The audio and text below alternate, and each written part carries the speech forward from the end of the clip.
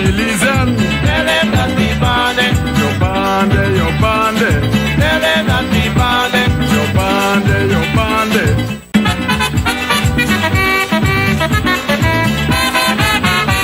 I am a true Belizean. Tell them that we bonded.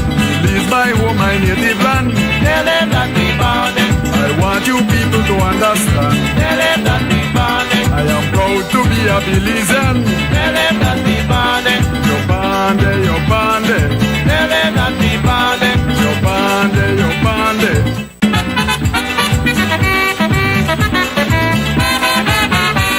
I am a true Belizean. Tell them that we bonded. Belize my home, my native land. Tell them that we bonded. I want you people to understand. Tell them that we bonded. I am proud to be a Belizean. Tell them that we bonded. Yo bande, yo bande. Tell them that we bonded. Yo bande, yo bande.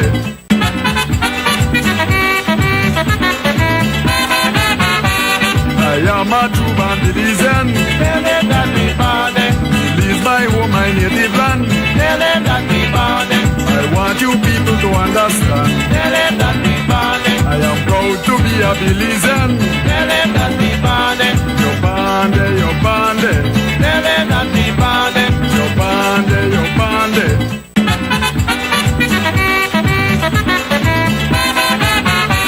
I am a true Belizean.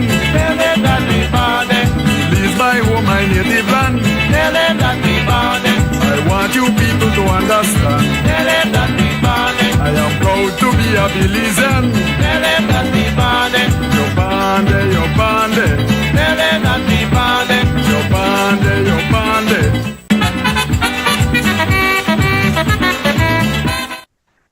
Good night, Belize, and welcome to another episode of Naval String Connections. This is ARIA LIGHTFOOT, your host. We're on CREM and XTV. And Happy New Year. I wish everyone a Happy New Year. There's a lot of things that are important about the new year. And many times, a lot of us start making new plans. We want to level set. We want to set goals. And tomorrow, FYI, is Quitters Day for the new year, where a lot of people actually fail on some of their New Year's resolution. So with that in mind, I invited my friend Tazim to come on the show, and he has a wide range of expertise just from his own personal achievements in life and also being a life coach for people regarding financial setting a level of excellence. And also he played professional sports, and he has two of his sons who played professional also. And his daughter is a businesswoman, realtor, and he has two little kids, two little twins. So we're going to talk a little bit tonight with Tazim. He's not from Belize. His Belize connection. Have you been to Belize? Have you ever been to Belize? I have been. Yes, I have. Okay, I did not know that. So tonight, Tazim, please introduce yourself and kind of tell the audience a little bit about who you are. Well, again, my name is Tazim Wajed. Interestingly, I discovered my origin heritage, which is why my name is now Tazim Wajed. And I was originally born James Timothy Watson Jr. I did the full DNA and ancestral search, as well as the DNA origins, and my family is originally from Guyana. So I'm Guyanese, and even all the way down to the two tribes. So it was obviously a huge discovery for me. I grew up originally in Georgia, small town in Georgia called Fort Valley. My parents met there when my mom was starting college. My dad actually had already decided it was time for him to, he was going into the Army, but they met, and here we, here we are. I ended up growing up in what would be considered, I don't use the word poor because poor to me is a state of mind. I grew up very financially challenged. We did not have a whole lot of money.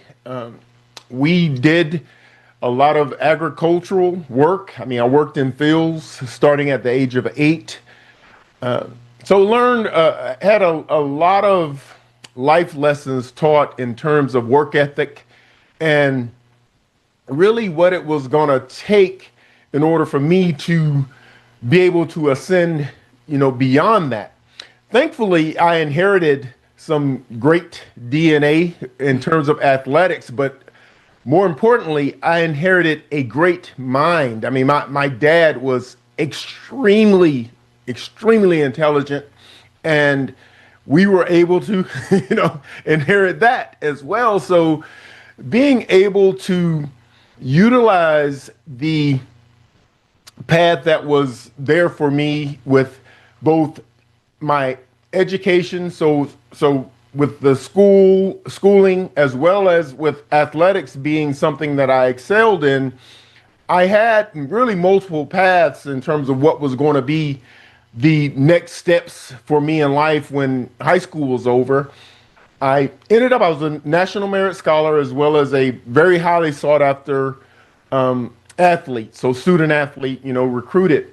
And most of those people from that particular segment, the athletics, they thought I would go to the bigger schools, the SEC, the Big Ten. Those are the schools that were recruiting me. And then on the National Merit Scholar side, they said you should go to one of the Ivy League schools. So they thought I would go to Harvard or Yale, one of those. And to be honest with you, I never even thought about going to an Ivy League school. I was going to go to the University of Georgia. I'm a young country boy from Fort Valley, Georgia. I obviously can see all the big time athletes on TV and all that kind of stuff. And so, I mean, I thought that was going to be my way out as well. But interestingly, and I think for the better of my life, I had an uncle who he wanted to talk with me the night before signing day. He actually asked my cousin to ask me if I would speak with him. He had something he would like to discuss. Long story short, he shared with me this school that he thought I should attend, Howard University. It's called the Mecca of HBCUs. It's known for obviously high level academic achievement among African Americans. And for me, again, I wasn't even thinking about that in terms of it being a path for me because I didn't think they would be the best for me in terms of playing football. Long story short, 4 hours later, after a 4-hour conversation, what he was able to impart upon me, and I really, being a 17-year-old, I was one of those young college entrants. I mean, I was 17 in college. So being a 17-year-old, I can't really take full credit for being able to absorb what he shared with me. So I got to really look at it as being, it was just meant to be. I mean, because eventually I accepted it that what he was telling me was my 40-year plan, not my 4-year plan. Because that's what a lot of young kids look at. They look at such short term, they have such a short temporal look at life. They're not even thinking about these decisions you're making as a child are going to affect you as an adult. Right. So again, I can't really take full credit for that.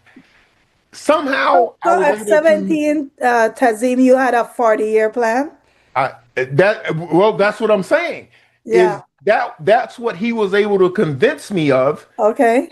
At that point. Now, obviously I can look back. I'm 55 now. I can look back on it and understand it more Right. In now. retrospect. But what I'm telling you is at 17, all I can tell you is that I got lucky that night So because what did he say to you that, and just to explain to Belizeans what signing day is the day that young athletes in the US decide to sign on sports wise with a specific right. university. It's when you're so it's totally different today than it was during my time. Like Right, now you'll hear players will say, I'm committing to such and such a school, right? right. They do that way ahead.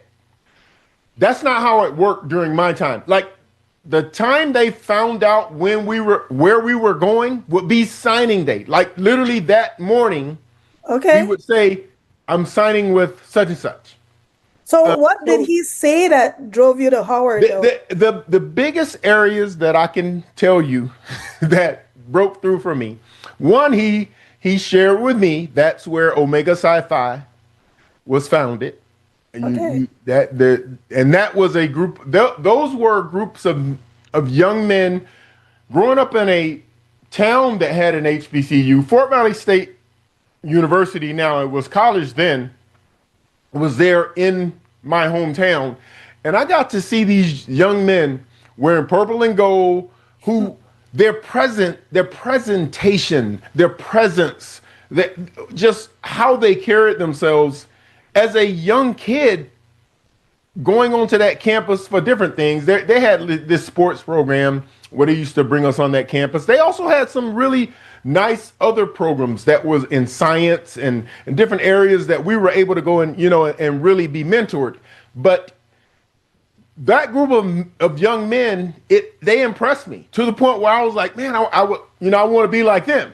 And my uncle knew about my affinity for Omega Sci-Fi. So that was one thing he shared with me. Also, thankfully, Howard, the year before, they had a guy who actually was this all-American, like just this big-time player, and they won the conference. So they were doing pretty well in football, and it wasn't just, the academic thing.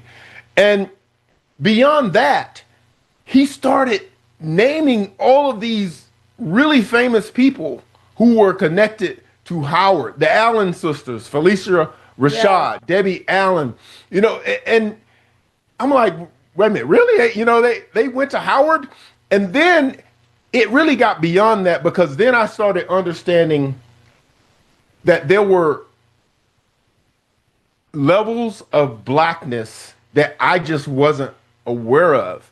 And he started sharing with me these men who were businessmen. They own these businesses, and we're not talking about just a few $1 million type of men. We're talking about they have a $300 million business. And I mean, these were people who were Howard graduates. And I'm thinking to myself, here I am in this small box, this small town. I've never seen that level of blackness other than what looks like fiction to me on TV. So the people and the types of folks that he was sharing with me that I would literally be walking the campus with, it opened me up to really absorb what he was saying to the point where I'm thinking to myself, I need to get out of here. Like Georgia is not going to expand who I am. Here I am, this really intelligent young man who is testing at the top of all of these charts. And I'm literally going to hold myself back by going to Georgia, never leaving the state. And he also, this is the last point that was really critical. He said, what do you think about how those guys come across in interviews? And what he was talking about was like guys like Herschel Walker,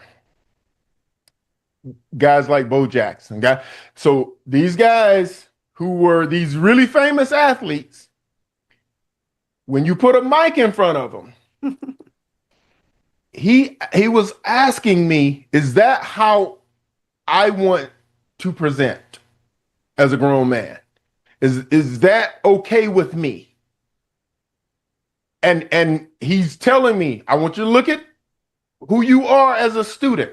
Look at your performance compared to everybody else. You're not like everybody else. Is that how you want to be, though? And Aria, that's not.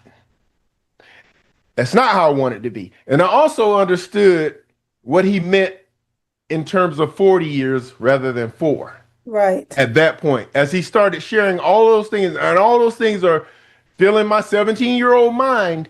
And I'm like, one day, I'm going to be my parents' age. And, my parents work hard, but they're here and they're struggling. How am I going to not be doing the same thing? Right. My dad's smart and they're struggling. How do I break out of that? So went to Howard, and I know, how people like to say the rest is history. I can't say that.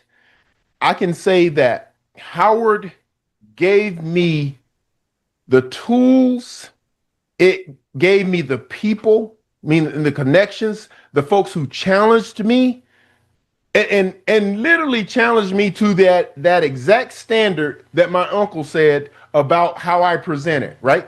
I literally had a teacher, and this will kind of transition us to be able to move on to you all being, where you can kind of ask me some questions on how this stuff has transpired on, transferred over into my life. But it was my freshman year, Aria, where I'm in this class, and Aria, when I tell you that school was almost unfair for me, I didn't have to study.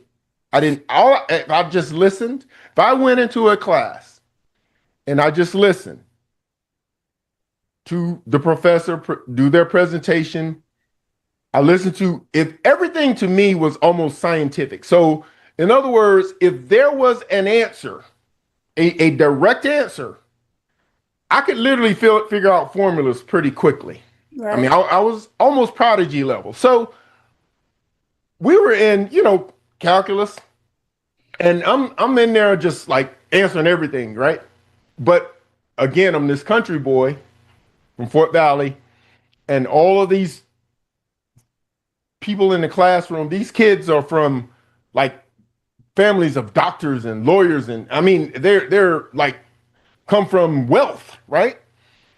And I am the smartest kid in the class, but I don't sound like it.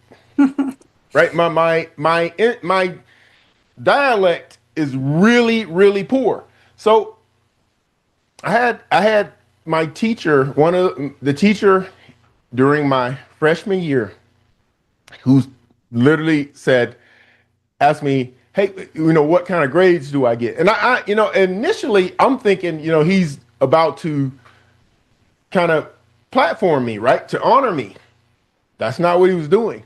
He said, you don't sound like it. I was like, what kind of grades I get? I get all A's. Well, you don't sound like it. And so basically he's saying, do you want your presentation to match who you are?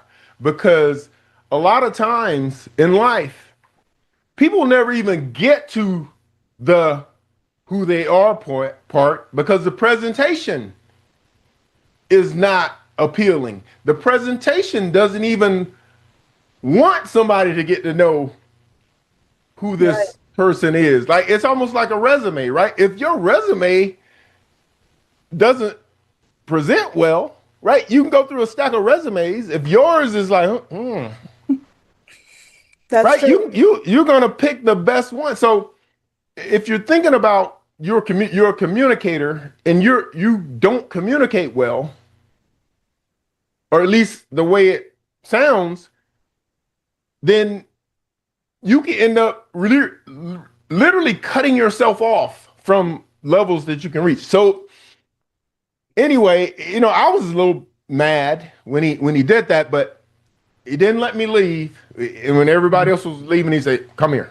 I'll tell you why. And then he gave me this speech teacher that he wanted me to take. This would have been my second semester. ARIA, I took that speech class, my second semester. I've literally been a sought after speaker ever since that class. I got a standing ovation at the end. Like, that's what she did for me. The transformation from that time to and you're continually growing, right?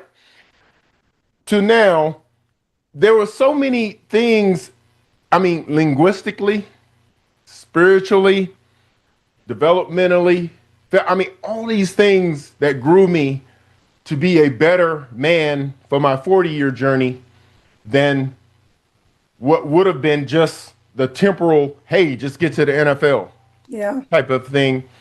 And so this is where I say it transitions into what I believe I could bring to the forum for you all. Right. And that is, in that you're listening, I'm absorbing, I'm getting information, and there's some things I'm able to take from it. We are going to always make mistakes, no matter how many great things we're able to get from people. We still are human. We'll make mistakes. But what I learned is, and this is the key driver for everybody, I don't care if I'm mentoring a young person or older person, I say you must clearly identify your inspirations in order to achieve your aspirations. I'll say that again for you. You must clearly identify your inspirations in order to achieve your aspirations. So now, for me, in everything I've been able to achieve, everything I've pursued, if it wasn't for a reason that was near and dear to me, it's almost a guarantee that it's not going to be completed. If it's near and dear to me, it's almost a guarantee that you can't stop me from completing it. So, Tazim, I just want to step back a little bit. And the reason I brought you in Belize, for example, we have a lot of young Black men, predominantly, it's not only them, but predominantly, who are facing a life of crime, idleness. Many of them don't have the mentorship because you said your parents were struggling, but you had parents, you know what I mean? And then you had an uncle that was able to steer you on a 40-year plan when at 17 you weren't even thinking about a 40-year plan. A lot of families are single mothers. A lot of them, and I always say women cannot raise men, you know? A lot of times it takes a man to raise another man. What are your thoughts on how somebody could get through to young people these days? And Belize is very much influenced by the United States. The music, the media, even a lot of things that we see, a lot of it is emulated. In your experience, and I know this because you used to coach my son, right? And you used to be a coach for many different levels, including your own son. I mean, when it comes to fitness and everything that goes along with it, what are some of the things that you think could break into the soul of some of these young people so that they do not keep repeating? You saw that I don't want to struggle. That is what you saw. You had your brain, you had your talent, and you had an opportunity to utilize that and become a professional, right? And just for Belizeans to know, in football, they always say it starts out with 2 million players, and by the time it reaches the NFL status, it's only what? 500? 600? 1,696. Right. From 20 million. Yeah. So 20 million. It's an excellence Right. that we 20 can't even, million becomes 1,696 in the NFL. right. So how do you talking and dealing? Because I remember you used to have all these camps and all these different positive camps in Tampa. How do you get across to these young people today?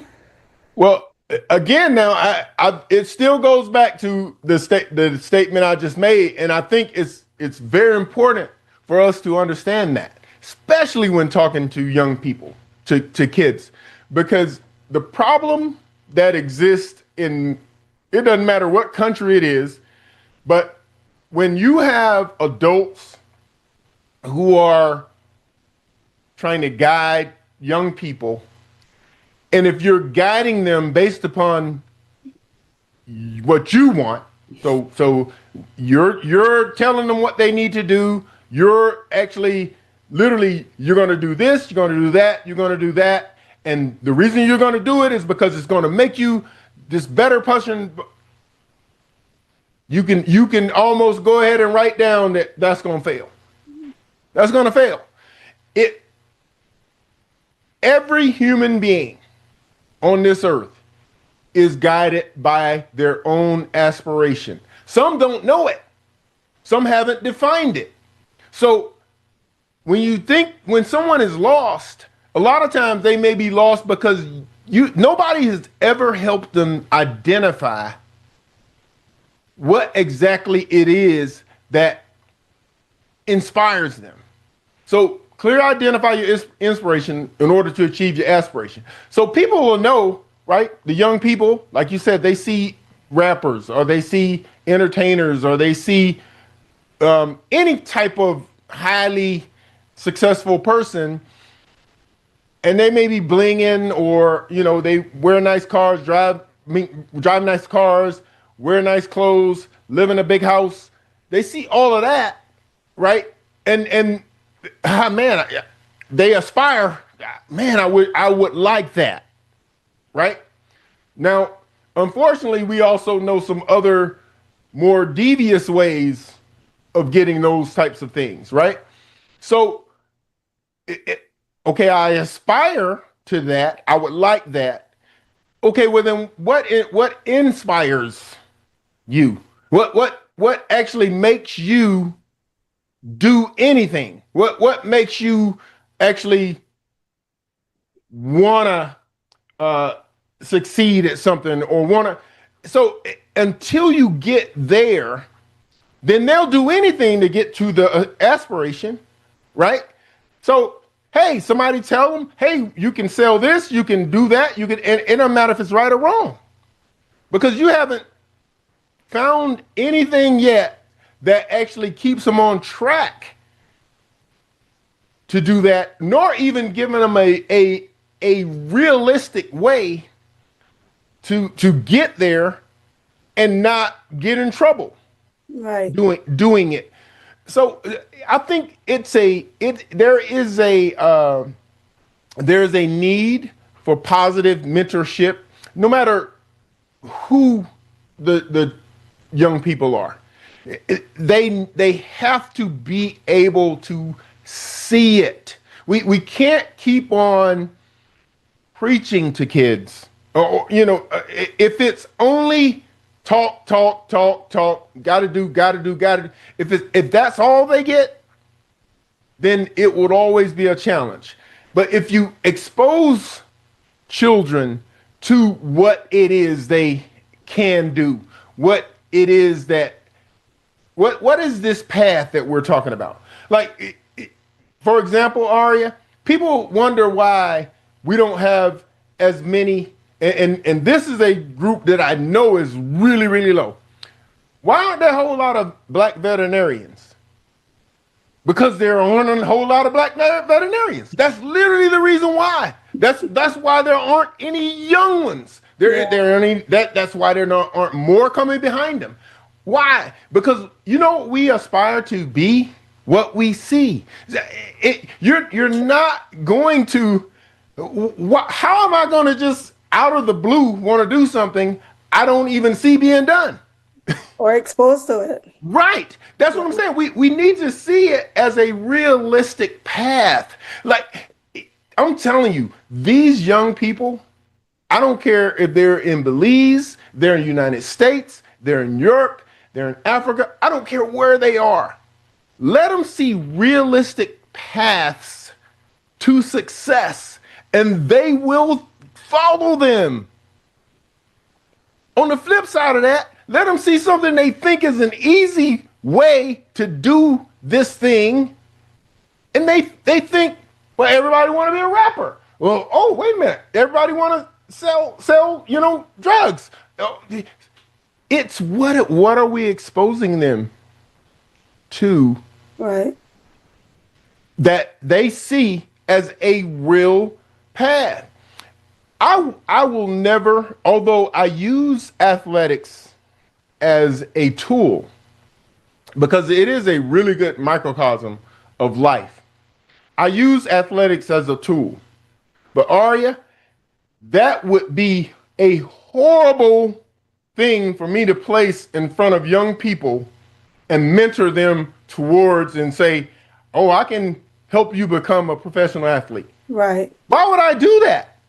I have a better chance of helping. If I have 1,000 kids, I have a better chance of helping 90% of them become doctors than I do helping 10% of them become professional athletes. That's how. I mean, so you. I just want to say though, Tim, within your household, you are kind of disputing your own statistic because you have 2 kids that went into the NFL. They also have my DNA. You're talking about someone who was built the same way as somebody who did that. Yeah. You know what I'm saying? If they have literally the same genetics, but we're talking about a pool of just anybody. People, right? Yeah. This is people. Now, if we're just going down a bloodline, and let's say it's baseball. I mean, if the dad is a professional baseball player, then it may be likely that the son can be a professional baseball player. But that's not realistic in terms of when we're talking about real life. We're talking about real life, the masses. No, and it's a very important point that you're saying that right. It's easy to train them up to be professionals that are achievable. Right. And they can see it coming through. So you played in the NFL, right? Mm-hmm. You were a student athlete and you were a top scholar in school. Right. And a lot of times student athletes is a tough combination just because of school schedule versus playing even college. Mm-hmm.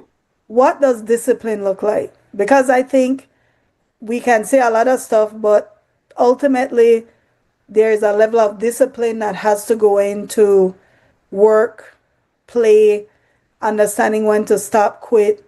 What did discipline look like for you? Well, first and foremost, let me say that discipline is not a light switch. So it's not sudden. It's not something you're going to suddenly get. It's conditioned. So discipline has to be a process, not a procedure.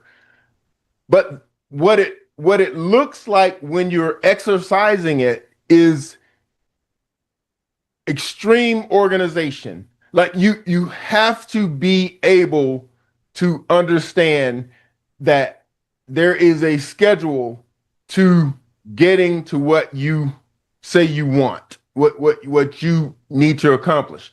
And all of us only have 24 hours in a day. I don't care how much money you have. I don't care who you are. I don't care what, your ethnicity is. It doesn't matter. We got 24 hours, right? And the norm is you split that 24 hours into, you could look at it segmentally. So 8, because you want to get 8 hours of sleep. Some people work about 8 hours a day. And you're like, well, what are you doing with the other 8? Now, the 8 hours a day for a young person, that when you're talking about somebody else's working, what is it usually? You're talking about something educationally, right? Well, for someone who is establishing discipline and they want more out of life, well, that other 8 can't be all trivial and recreational. You have to split out some time in there for you to actually work on what it is that you want beyond in the case of an adult, the work, or in the case of a young person, the schooling, the education. I know I know you're not just going to play all of your life, right? So you're saying, what do I want to do? Like there are people who they might want to be a business owner, right? But they're working. They work 8 hours a day, and they're going to need to sleep 8 hours a day. So, and then they may have a family, may have children.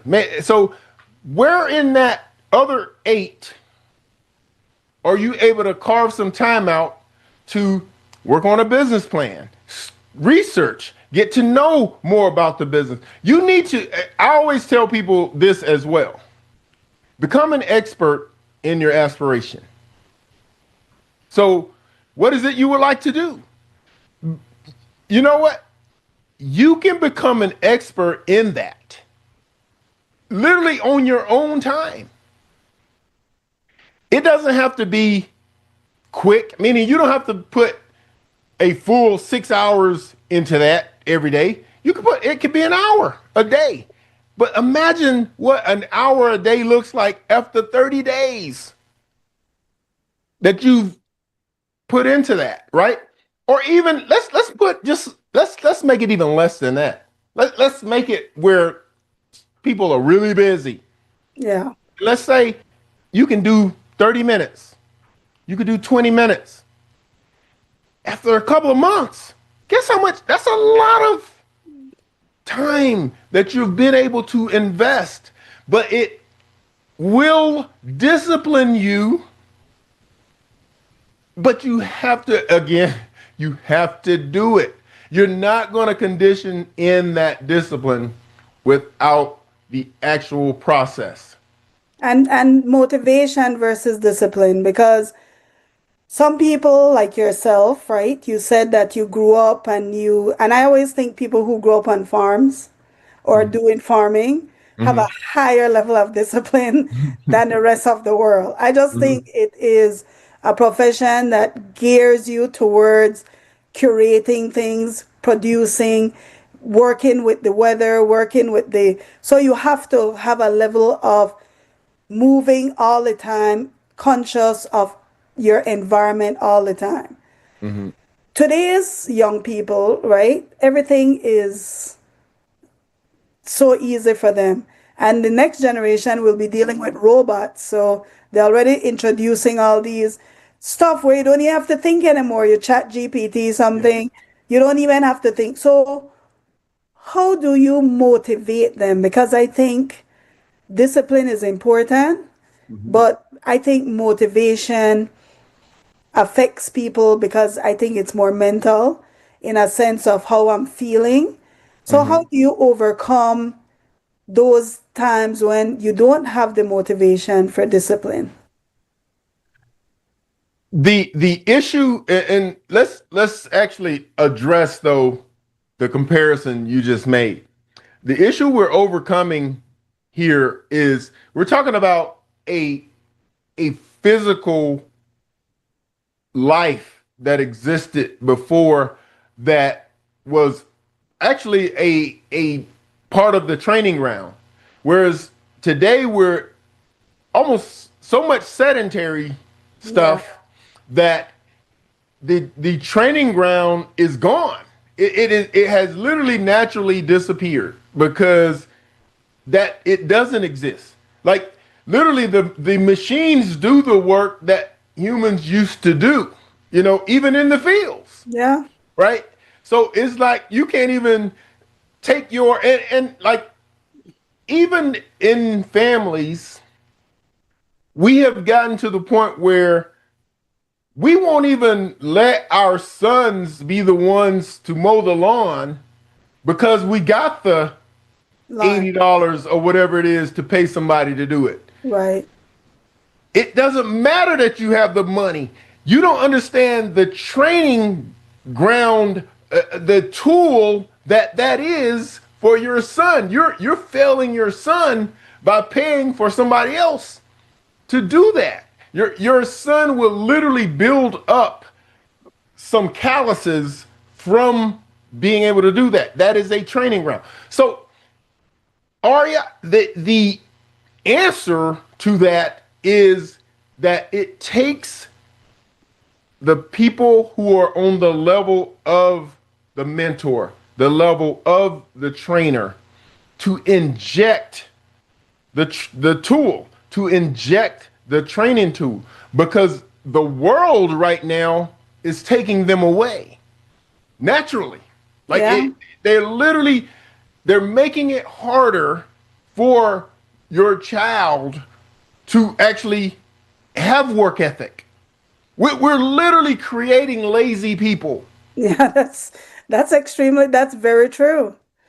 That's very true. So if we don't inject it, and the best and really to me, the most sustainable way is to inject fitness early. And it's strictly tied to health. If we let people understand that aesthetics are secondary to health, meaning how you feel, quality of life, like how you look is secondary. I mean, that won't even matter. You can be a skinny, person who has all kinds of horrible issues going on. If you're not, actually getting healthy. So if you can get a young person to understand, hey, we need to do this, 3 times a week, or we need to do this. Why? Because it actually is going to help you live longer, help you have a really good life. But it has to start early. Yeah. Are you what you're not going to do without, and people will do it themselves, obviously, later on when a problem happens, or something happens, and the doctors say, hey, look, if you don't do this, then so it'll happen late. But I'm just telling you and I don't want to call it fabricated, because I would hope that we could find a way to make it more natural. But basically a fabricated training tool, because we're losing the natural ones. I mean, there are chores, there are other things that just could be natural, but we're losing them. So if the fabricated one can just be getting your child active in a regular fitness routine, to the point where this is what they do. So imagine this. I want you to think about this. If these kids, if there was, let's say you all have a youth center. If there's a youth center they go to, and every day at that youth center they learn, and I don't know what the main sports are in Belize, but let's say it's football. So they have this session where they get to do football. Let's say they actually walk the track for 30 minutes, right? Now, as simple as that sounds, Aria, if a young kid, that's what they do every week, 3 times a week, then guess what? In there, they've literally developed discipline, because that's what they're gonna think they do. That's what you do. Well, what are you doing at 5 o'clock? Oh, that's when I go and walk for 30 minutes. So I'm just giving examples, but the way it's done is it has to be intentional, it has to be consistent, and it has to be strategic as it relates to early. It will be more difficult the later it is that you do it. The meaning the further they are off course, then the more difficult it is, meaning you're going to really have to find that inspiration. You're going to really have to find something. Hey, look, they want he wants those new Jordans. So you can find it though. Understand that now. There are inspirations that you can find and you can attach something to. Right. But that's the way I think we have to get back to being able to find something that we can get them consistently doing that will condition in them that work ethic. So one of the things you mentioned is that you found you have roots in the Guyana. I just went to Guyana this year, well, last year, late last year. And have you visited? Have you been able to visit? I haven't gone yet. Okay. The interesting thing is, I have 3 other siblings. I have a brother and I have 2 sisters. And what I'm doing, we're kind of letting everybody kind of catch up with me basically. And then the plan is to kind of we have a family trip, Guyana economy right now is on fire with all the oil and Yeah. all the development and interestingly, Guyana has one of the largest diaspora in the world. More people have moved out and probably where your roots come from. Right. What is interesting is how dynamic the slave trade was, or even back in the day where people were moving even within the Caribbean and in the United States. Everyone didn't head up to Canada. Some people actually head down into Latin America and the Caribbean. But because this is a diaspora show, right? And a lot of people many times feel disconnected from their roots or identity living in the United States, even today with all the craziness going on with immigration and people feeling insecure. You change your name. And could you explain what power do you feel that reconnecting your name to your roots? Could you explain that connection and why it was important for you? Oh, look, absolutely. First and foremost, being a Black American, we have been torn apart from our foundation, just literally with every passing generation, and so much so that being able to do what I did is just not something most people can do, right? So for me, being able to connect with my foundation was like being reborn almost, and which is also the reason why when you look at it and you look at where the name came from, okay, so you got this name, meaning the surname, from a man who owned my great great great great grandfather. That's just not okay with me. That name has to go. And then I really research and look at how my people were named. Where do our names, what's the foundation of our names? And they're attached to, they are so meaningful in terms of so the names didn't just fly out of nowhere anyway. So our names are literally attached to who we are. And so for me, Tazim, Wajid, Wajed, my name means intense one who discerns respect. Now, Aria, I would say you, even in the time you know me, you know that literally That is you. that defines that It defines does.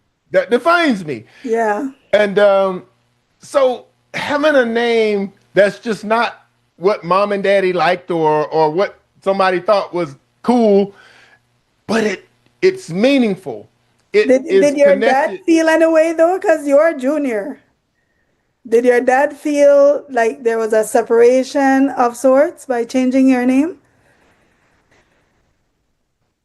Not, I mean, not that he expressed to me. I can't imagine that because we also have a third. Yeah. Trey I saw is that. I saw also that. Yeah. right. So I'm literally I broke the chain, and we have a fourth now because Trey named his son after him. So Okay.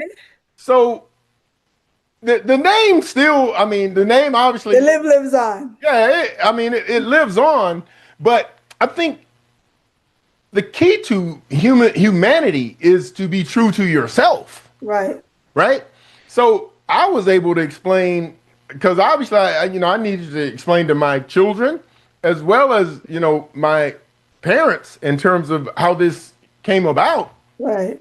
And I mean, they know how strong a personality I am anyway, so it wouldn't have mattered what they said. But at the same time, I respect, Right. Right. I respect and love obviously my parents, my kids, but at the same time, I had to be true to me. Yeah. Yeah. And I think it's important. I think that's an important lesson that your kids get from you also, the strong personality that you are, your work ethic. I Mhm. mean, I worked out with you. I always give people a story. I worked out with you one time at the gym and I could not sleep the next day. I felt like I was so revved up, could not sleep. Like my metabolism back then was so revved up because it's like a supreme extreme type workout Mhm. that we average folks down here are not used to doing all the time. Right. So, and I remember when Christian and Trey used to come to your workout, Mhm. that level of discipline that they've always seen with you working out, maintaining this level of balance in your life. I think that's important because, I thought about you this weekend because I'm in Chicago and there's bears stuff all over the place. Right. And I told you, like, I'm excited to see Christian capture all those. I felt torn, like, oh, I'm in Chicago, and here's Christian capturing all these touchdowns, right? Hmm. So I think it's such a big circle because I saw him as a little kid, Right. and he was a little kid, like he He was was tiny. you saw him when he was really a small Yeah, child. That's right. right. Hmm. And then now he is just this, what, 6'5" now athlete, Right. which I was surprised he He's a got that giant. tall. Yeah, he is a giant. Absolutely. Yeah. Hmm. So you built, I mean, yes, you could say it's genetics, but a lot of people do have genetics but they No, don't have, you still have to do the work. right, Yeah, you still have to do the work. I mean, genetics is not going to get you there. That is just foundational. That's just something to, with which to work. Still have to do the work. And so and that part of it is what was required and what you observed is to instill that discipline to really make it to where that's what they knew. right, The hard work part, it was so consistent and so much a part of their lives to where someone from the outside see it and they're saying, just like you said, you felt that next day, and yeah, they say, "My God, that's crazy," but that's us. That's literally that's yes. what we do. That's life. That's what we have instilled in order to get where we said we want to go. So it And just requires consistency. and then you created legacy even within the NFL where You started with the Packers, and your Right. son Yeah. gets drafted with the Right. Packers. Right. Secretly, I'm crossing my fingers. I would hope that he goes all the way, because I can't imagine how you would behave at that point there, if he actually goes all the way. But Right. secretly, I can't say that out loud because I'm in Chicago, and these are some crazy fans, right? They absolutely love their Bears. Um, we have about 15 minutes left on this interview. And I do want to kind of turn it back to like I mentioned when I started, tomorrow is officially Quitter's Day. That's what they call it. It's the day that everybody starts out with all these New Year's resolution, and by day nine, a That's good it. percentage Right. have already dropped off. They're Hmm. not doing it anymore. But you mentioned something very important, and I think that both of us are in our 50s. As you start reaching a certain age, it becomes more important than to consider your health. Um, you mentioned another important thing. We're becoming sedentary in our lifestyles. We're on social media. We are kind of not working the same type of work of our parents. Hmm. And they already said that our generation, Gen X, Hmm. is actually dying earlier than their Than parents. the boomers did. That's right. Yeah. That's And right. a part of it is because of lifestyle Hmm. type diseases and stuff like that. How do you push yourself when you want to quit? Because when you reach that level of excellence that you're at, it's competitive. It's a whole different level of competition that most of us have never kind of understood that level of pressure. Right. Well, how do you motivate yourself to keep pushing forward? I still use exactly what I started with. It's still the inspiration. Because I'll tell you, like, I don't do as much of the sprinting as I used to. I still do, but not as much. And part of that is just because I have a newly reconstructed back, so I can't really do as much of that anymore. It's more walking, which if you're doing the walking, then you know that it takes more of that, right? So you're doing that for longer periods of time, which can really get boring. Yeah. But let's say if I'm doing a 45-minute elliptical or walk, well, to me, I'm so used to that quick stuff, and then you just do it really intensely and get it over Yes. with, right? That probably after about 30 minutes in, I literally just want to turn it off, right? What is my inspiration? Must clearly identify my inspiration in order to achieve my aspiration. I want to finish this. Yeah. I have children. I have two young ones still who count on me. I have my wife. I really love my wife. I I want to be here. And I have to attach it to what's important.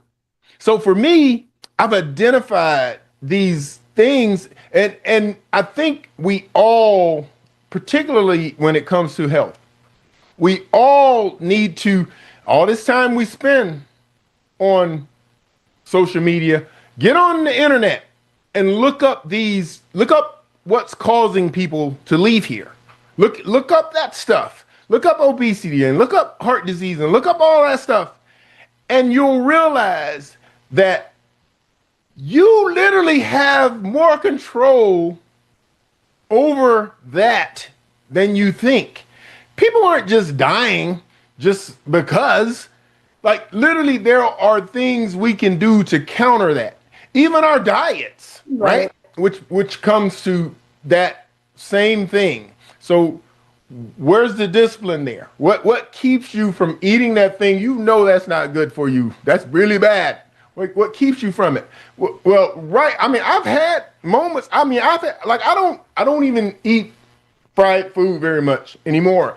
And the primary reason is when I want to, and it will have to be like a special occasion, and then I know, okay, this is one time this Right. week. I'm not going to do it again, because at the next time, and when it comes to my mind, go back to my inspirations. I need to be here for these girls. I need to be here for these girls.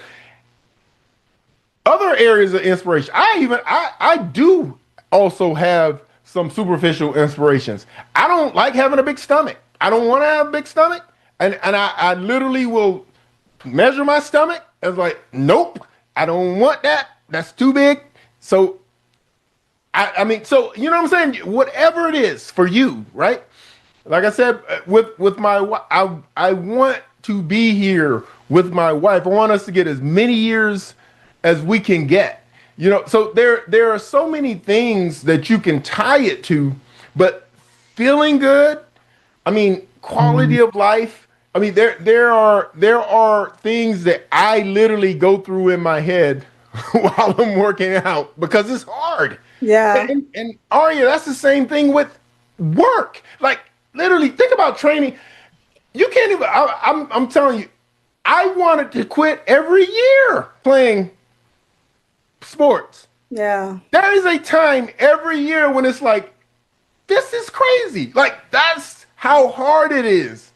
But you find a way. You know, I always remember the start of track season where half the kids are literally crying for the first couple of days. Yeah. Because they have them running and they weren't doing this level of workout. I always think that's hilarious. So, you know, we only have about 10 more minutes, but I do want to ask you about your trip to Belize. How come you didn't tell me you went to Belize? Well, I mean, it was just a stop because You did the cruise. It was a cruise. It was just a stop. I didn't get to. I You didn't did get it to the do. worst way possible. Yeah, I didn't get to do like go to Belize and then Yeah. You need to. You guys need to come down. Let me know when, and then come see Belize. I think you'd have a great time. What I found interesting about Guyana is how much it looked like Belize City. It's almost like they took the same blueprint Wow. Okay. and built Guyana, and then they took it around the Caribbean and just used the same blueprint. Wow. Yeah. Okay. Okay. So what did you do in Belize when you stopped? I mean, for me, and now one thing that I'm a little I shouldn't say afraid, but to me, if I don't know the country, Okay. I'm not venturing way off into it. Right. But we rode horses.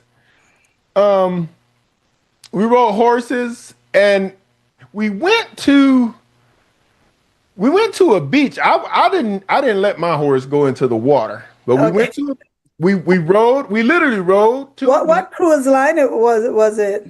Carnival. Oh, Carnival. Carnival. Okay.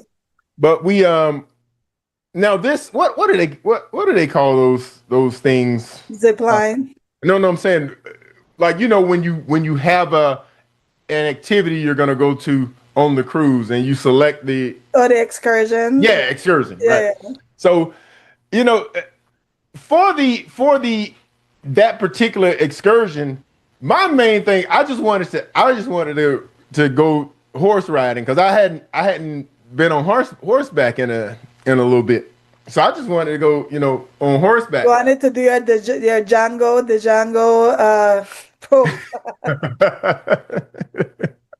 I could see you doing that. I'm surprised you didn't take a picture with a hat on and a cigar. Yeah. Okay. Yeah. No, but it was nice. I mean, I definitely wouldn't mind, being able to see more of it. One of my classmates who went to Howard with me, who's there in Tampa now, he is native, not native, but his family is. You're talking about Owen? Owen, yeah. Yeah, I'm trying to get him on the show. He's pushing me, but yeah. He is Belizean. And his daughter just won. Yeah, she's a city councilman. Yeah, so that's cool. Because I see we were friends in common. You know, he comes to our Belize events every so often. Okay. So I'm also trying to get, and he is Omega whatever too, right? Your No, what's the no, name no. of your? He's not. No, he's not Omega. Oh, he's not. He's not. No, Okay. he's not Omega. All right. I remember Omega at USF. You know, everybody could see them all over the place, always dressed in purple and gold. There was Hmm. this one guy that was always dressed up in his gold boots all through the university. So yeah, it's how old is your university? Your fraternity? Well, we were from 1911. What is the importance of a fraternity? And I had to try to explain this to a Belizean family once. Their son was going up to USF, and I encouraged them, hey, he really should join one of these fraternities because I think a lot of people have an impression Hmm. looking at movies. They're seeing it from a distance. It Hmm. looks like it's hazing and drinking and fun. But what is the value of fraternity? Well, understand that that little boy stuff, Yeah, because that's what I call that. The little boy stuff is kind of what the immature view of what a fraternity is. A fraternity is, and in particular, our fraternity is about men of like attainment actually creating a lifelong connection. And you can imagine that it doesn't matter what area of life you go into, these are men who literally have a shared connection. I could go to Belize and I could literally put out, I'm coming to Belize. Where the bros, any bros in Belize, and and there probably some now because we have they're quite going. a Oh, few. I can tell you there are. Yeah, It doesn't matter. We can yeah, go anywhere, and there will be bros who are going to literally take care of me while I'm there. But the shared values, the principles, and what we call them are cardinal principles for our particular fraternity are manhood, scholarship, perseverance, and uplift.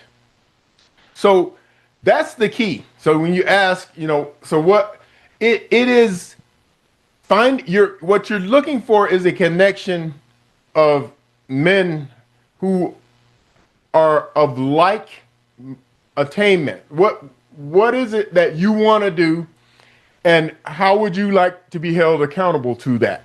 right. Right? So that's So it. would you consider doing a camp in Belize? I mean, you used to do these awesome camps in Tampa, and I always want to take a camp to Belize. Like I think a lot of young people could benefit from not only the aspect of discipline and sports, but also life coaching that I Hmm. think is extremely important. Especially with, I feel like we're kind of I know where you say that we're building lazy people, but Hmm. it's scary to me that we're building disconnected people. Um, I was talking to my doctor in Tampa before I left, and he was telling me his daughter wants to be a doctor too, but she doesn't know how to communicate with people if they're not online. So all Right. the time she's in her phone, and he's trying to tell her, how are you going to communicate with your patients? Right. How are you going to do different stuff? Because we have a connected but really a disconnected type society where we're tuned into entertainment 24/7, and now the Hmm. world look like it's going crazy. It's like all the rules are just dismantling. I think the rule of law is just dismantling because nobody's paying attention, Right. you Right. know? And Right. do you think you would come to Belize if you were invited for Yeah. a I camp? mean, of course. I mean, we're actually, and it's interesting the timing of you asking that. We're this year about to relaunch doing our camps underneath the umbrella of Hitman's Haven. So the same umbrella that Yeah. Trey and I are doing our podcast, we're going to, and right now the plan is at least two, one in Tampa, one in Green Bay. Well, you But need to pencil us into Belize. well, I mean, again, we certainly are as we kind of build it out Yeah. and get everything in place. I mean, we're certainly open to it. Okay, we'll talk about it more. No, right. So we're at the end of the show, and thank you so much. I think we can talk about many different subjects. Religion, me and you used to go back and forth on that quite a bit. Yeah. But there's so many different topics that we can talk about, and I really thank you for imparting your knowledge on the Belizean people, the diaspora, and different people that listen. So I will leave you with your last words that you want to leave our audience with.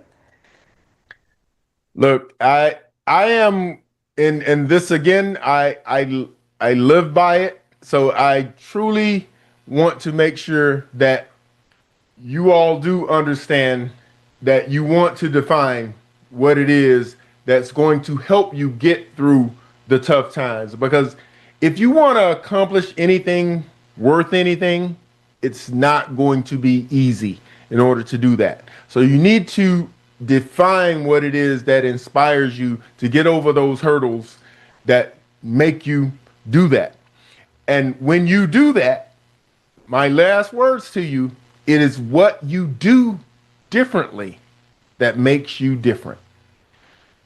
Don't be like everybody else. It's what you do differently that makes you different. So thank you for tuning in. This is XTV and Creme Radio. Our technician is Harlan. Our producer is Nuri Mohammed. And thank you very much. And we will see you next week. Bilal might have a person coming in next week. So thank you guys for joining us.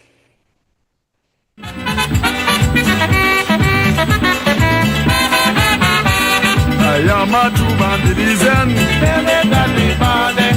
Belize my home, my native land. Tell them that we born there. I want you people to understand. Tell them that we born there. I am proud to be a Belizean. Tell them that